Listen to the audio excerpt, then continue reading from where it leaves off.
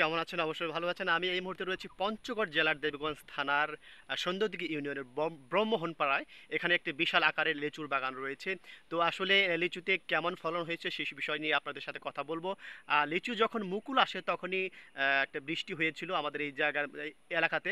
তো বৃষ্টি হওয়ার ফলে প্রচুর পরিমাণে মুকুল নষ্ট হয়ে গেছে।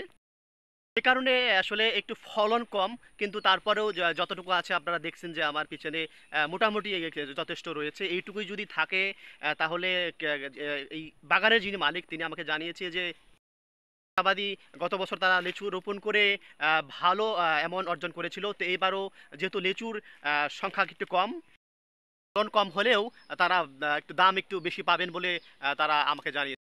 আমরা লিচু খাবো কৃষকের কাছ থেকে। কৃষক যাতে করে তারা যে কষ্ট করে ফলন ফলাচ্ছেন, তারা আমরা যদি তাদের কাছ থেকে কিনি একটু উচ্চ মূল্যে হলেও, তাহলে তারা সামনের দিনগুলোতে কৃষক নতুন করে ফসল ফলাতে আরও আগ্রহী পোষণ করবে। তাতে করে আমরা নতুন নতুন ফল, নতুন নতুন কিছু আমরা বাজার থেকে ক্রয় করতে পারবো। ভালো থাকবেন, সুস্থ থাকবেন। আল্লাহ হাফিজ।